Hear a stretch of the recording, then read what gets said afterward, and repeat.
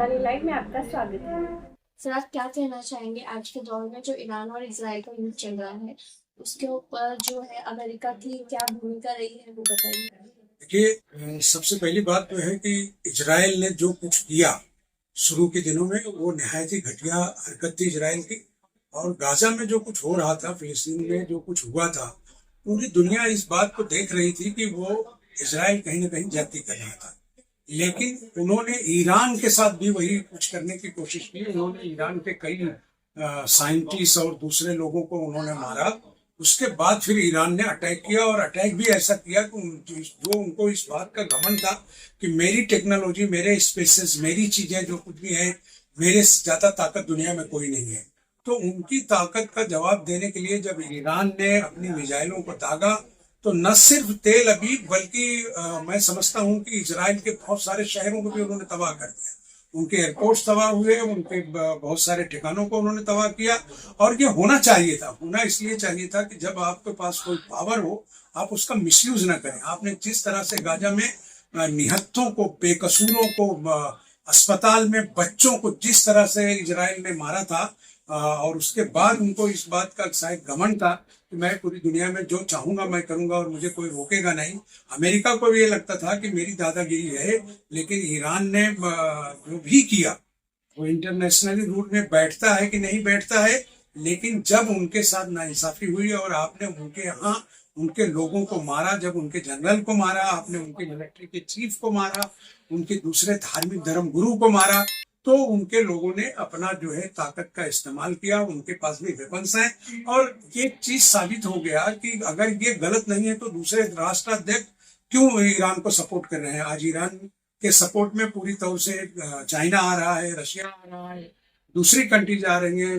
तो इससे ये लगता है कि कहीं ना कहीं इजराइल जो है वो गलत तरीके का अख्तियार कर रहा था। और सबसे बड़ी बात यह है कि हमारे भारत के प्रधानमंत्री महोदय को भी सोचने की आवश्यकता है कि जब पूरा देश पिछले 50 सालों से, इंक्लूडेड हमारे जो दूसरे प्रधानमंत्री रहे हैं, खास करके अटल जी का, उनकी दौर की स्पीचेस देख लें, उनकी दौर की जो डिप्लोमेसी, हमारी जो पॉलिसी है फॉरेन की, वो देख लेते तो शायद उनको इस बात का एहसास होता कि फिलिस्तीन के साथ भारत के संबंध अच्छे रहे हैं, ईरान के साथ बहुत अच्छे संबंध रहे। ईरान का एक वीटो एक इशूज में था जिसमें ईरान ने भारत का साथ दिया था।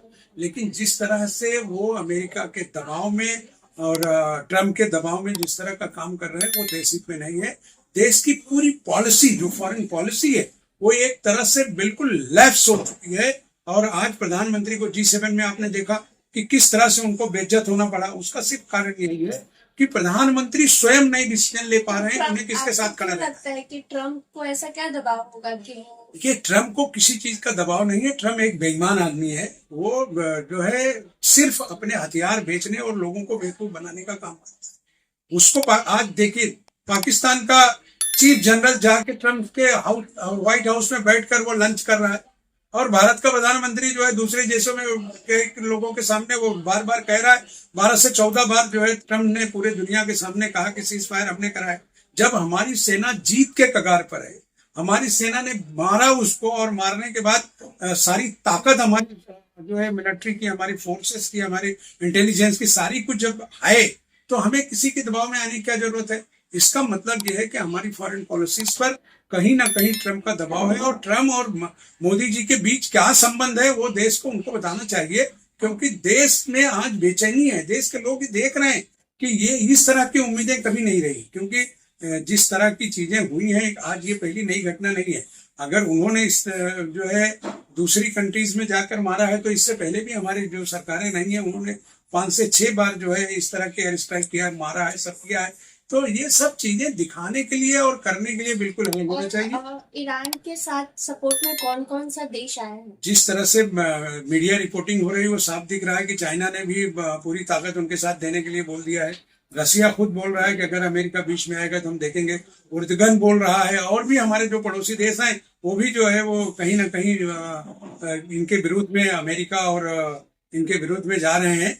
उसका कारण सिर्फ यही है कि उनको इंसानियत से, दुनिया के में कहीं अमन शांति की उनको कोई आवश्यकता नहीं है। वो अपने हथियारों को बेचना चाहते हैं और उसी से पैसा कमाना चाहते हैं। ये वो मुल्क हैं जो तेल संपन्न है, तो कहीं ना सर, कहीं अब उसको देश की अर्थव्यवस्था पे इसका क्या असर पड़ रहा बुरी है? तरह से असर पड़ेगा, पड़ना शुरू हो गया। आज आप बैंकों की हालत देख रहे हैं, आज लोगों के पास कर्जा है, घर में पैसा नहीं है, रोजगार नहीं है। आज देश की हालत ये हो रही है कि आगे आने वाले दिनों में अगर इसी तरह के युद्ध चलते रहे और अगर उसमें सही निर्णय न लिया गया और देश को इकोनॉमिक बचाने के लिए अगर कोई अच्छी व्यवस्था न की गई तो आगे वाले दिन भारत के लिए भी ठीक नहीं। धन्यवाद सर। तो आप देख रहे हैं लंचानी लाइव। जैसे कि आपने सुना कि काफी कुछ निजामुद्दीन सर ने बताया इजराइल और ईरान के युद्ध को लेके। आप देख रहे हैं लंचानी लाइव। मैं मुंबई से मनीषा। धन्यवाद। लाइक कीजिए, सब्सक्राइब कीजिए और शेयर कीजिए। बेल आइकॉन का बटन दबाना ना भूलिए और देखते रहिए लंचानी न्यूज़ लाइव।